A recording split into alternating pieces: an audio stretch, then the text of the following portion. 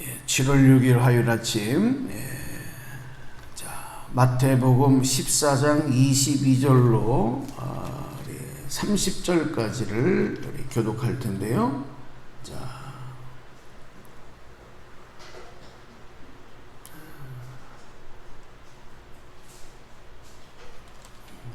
22절에서 33절까지 우리 교독할 겁니다. 자, 여러분이 23절을 읽어주시면서 우리 함께 나누어서 곧 교독하겠습니다.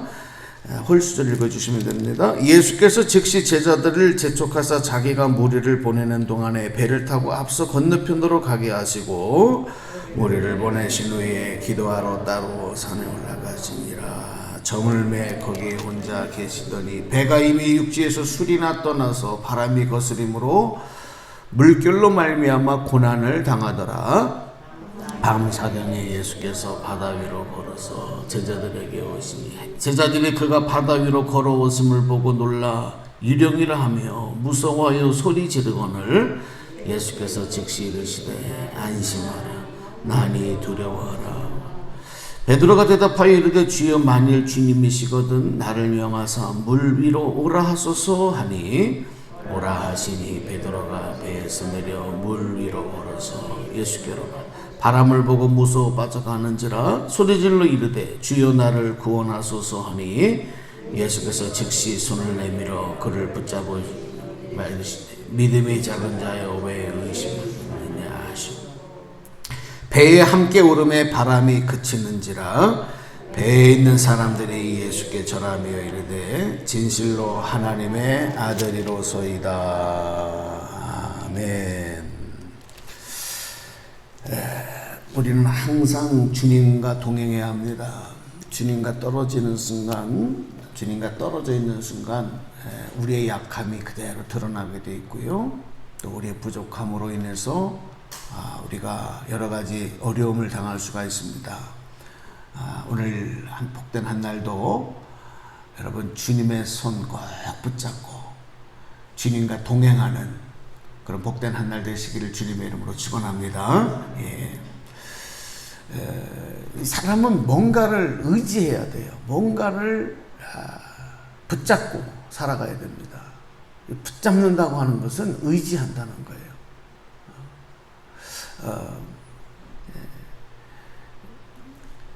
사실 우리가 건강할 때는 두 발로 그렇죠? 이렇게 걸어 다녀요. 그런데 이제 연세가 많이 들어가시다 보면 두 발로 걷기가 어려워질 때 스틱, 지팡이를 이렇게 잡아요.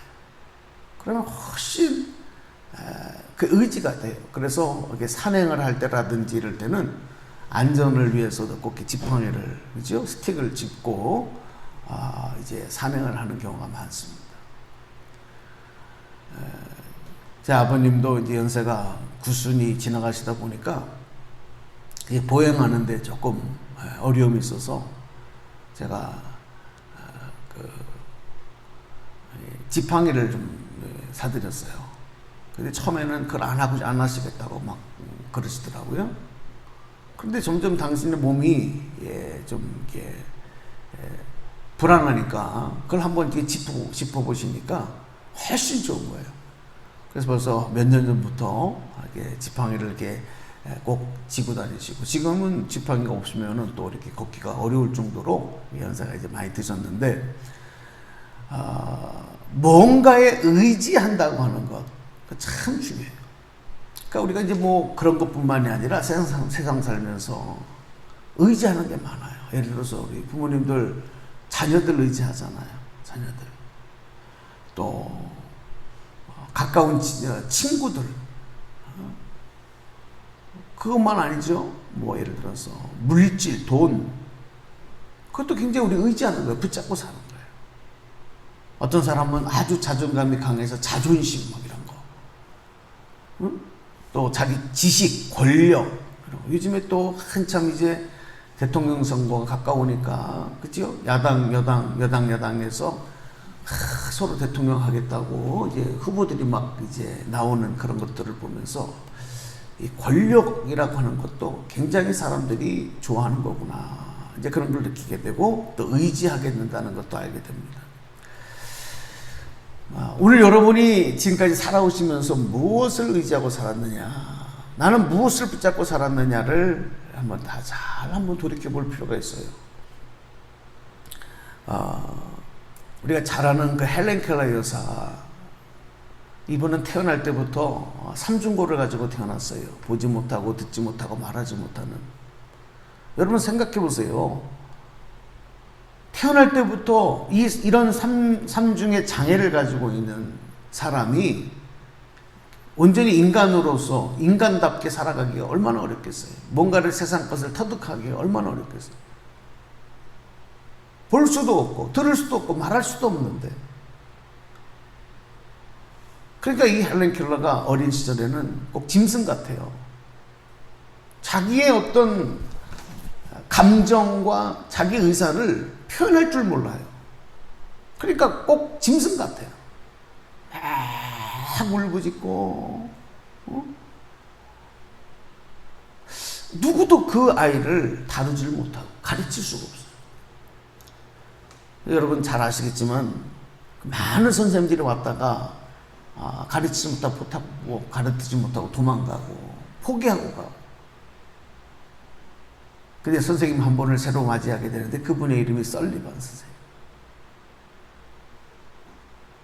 이 설리반이라는 사람은 이미 자기의 인생 가운데도 큰 체험들 이런 게 있었던 사람.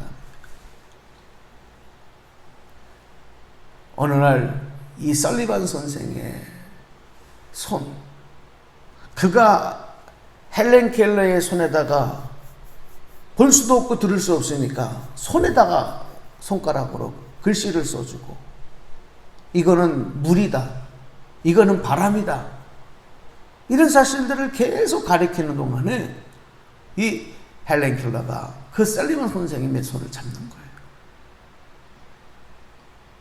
이 사람만큼은 내가 의지할 만한 사람이다.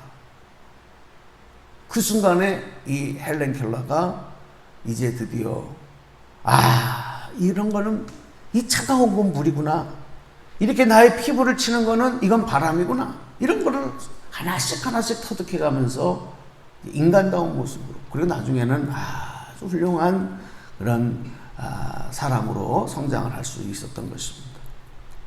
오늘 우리가 그동안에 살아왔을 때 세상의 많은 것들을 의지했지만 저와 여러분들은 예수님의 손을 붙잡은 사람인 줄로 믿습니다. 예수님께서 내 손 잡아주신 줄로 믿습니다. 그 손을 붙잡고 그 손에 붙잡힌 순간 우리 인생은 완전히 달라진 거예요. 오늘 우리가 말씀 잘 아는 말씀 아니겠습니까? 예수님께서 기도하러 따로 이제 제자들과 헤어지셔서 갈릴리 바다 건너편에 이제 기도하러 가셨고, 이 제자들은 이제 배를 타고 이 갈릴리 바다를 건너가는 이제 그런 상황들이 벌어졌을 때, 이 갈릴리 바다라는 곳은 곧 호수지만 바다처럼 굉장히 넓고, 그리고 아주 갑자기 기후변화가 많이 나타나요. 갑자기 돌풍을 일면서 큰 아주 어려움을 당하게 되는 것입니다. 그리고 24절에 보면 물결로 말미암아 고난을 당하더라 그랬어요. 죽을 위기를 쌓인 거예요. 그것도 밤 사경에.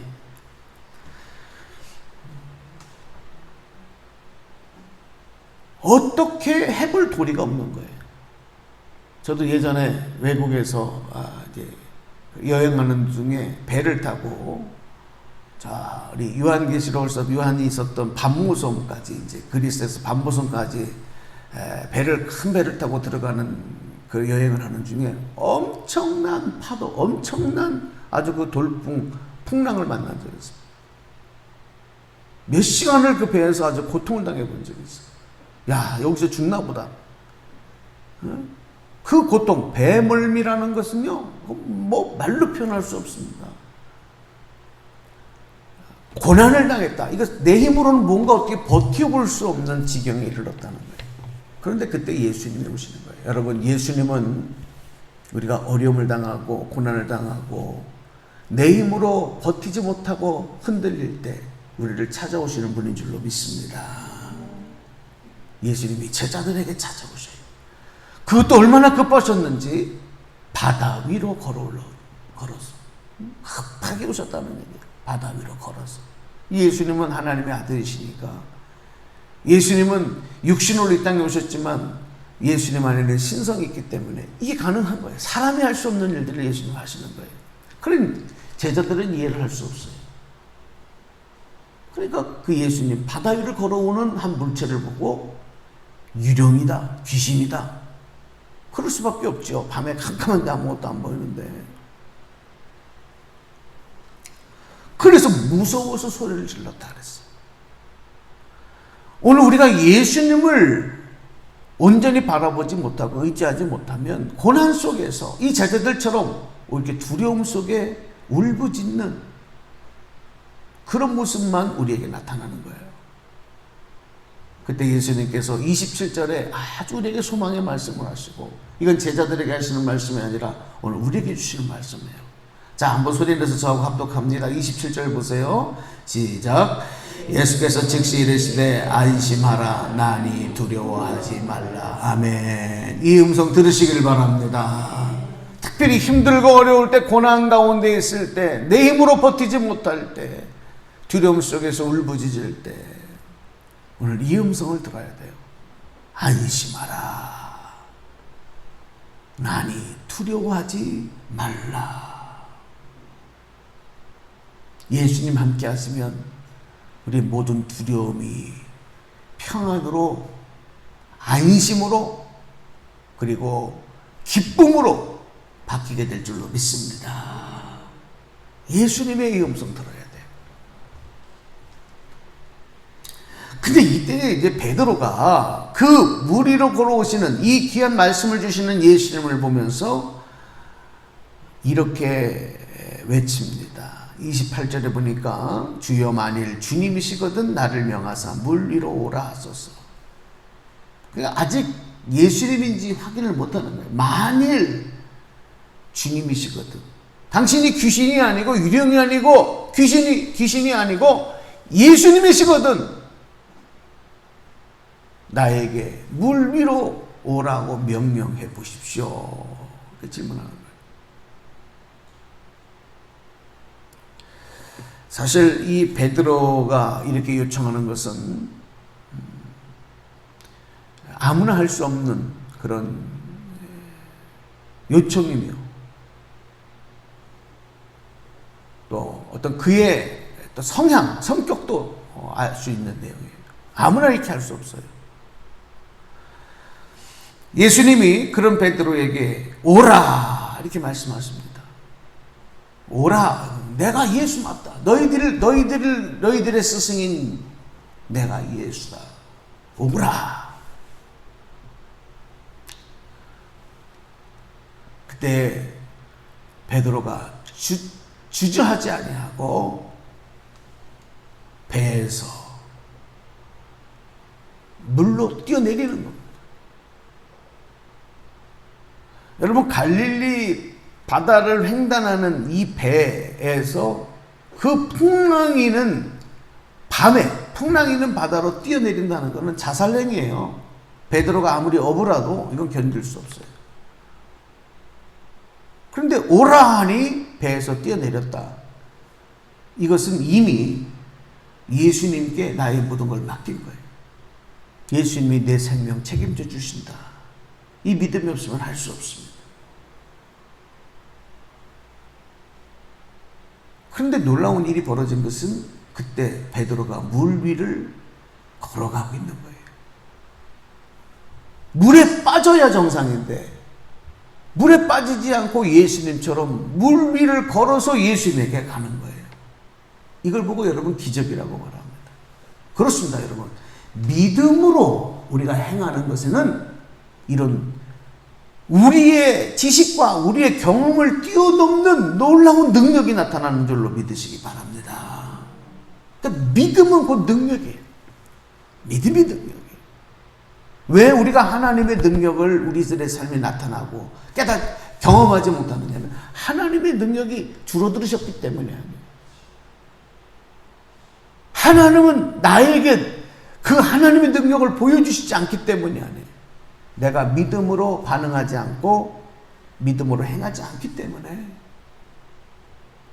우리가 일명 말하는 기적과 능력들이 나에게는 경험되지 않는 거예요. 오늘 하루 여러분 믿음으로 살아가시기 바랍니다. 믿음으로 반응하시기 바랍니다. 그런데 여기까지는 참 좋은데, 그런데 우리가 예수 믿고 구원받았다는 것도 기적이에요. 예수 믿고 하나님 자녀가 되었다는 거, 이거 기적이에요.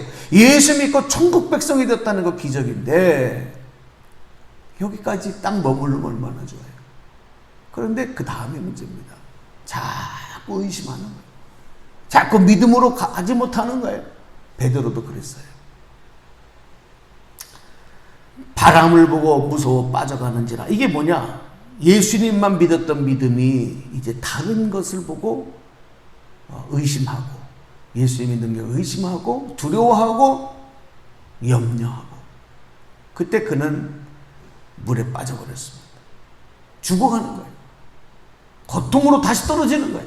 그때 소리 질러서 주여 나를 구원하소서 하니 예수님께서 그런 베드로를 즉시 달려오셔서 31절에 보면 즉시라 그랬어요. 지체하지 아니하시고 오셔서 손을 내밀어 그를 붙잡으시며 이르시되 뭐라 그랬어요? 믿음이 작은 자여 왜 의심하였느냐. 믿음을 말씀합니다. 믿음. 그렇습니다. 오늘 여러분 결론의 말씀이에요. 오늘 여러분 믿음으로 무장하시고 믿음으로 반응하시고 믿음으로 나가실 때 오늘 우리들의 삶에도 놀라운 예상하지 못했던 하나님의 능력을 경험하며 오늘도 주님께 영광 돌리는 여호와 니시의 승리의 깃발을 날리는, 그리고 큰 축복의 열매를 우리가 맛볼 수 있는 복된 삶이 될 줄로 믿습니다. 믿음으로 승리하는 여러분 되시기를 주님의 이름으로 간절히 축복합니다. 축원합니다. 예, 기도하겠습니다.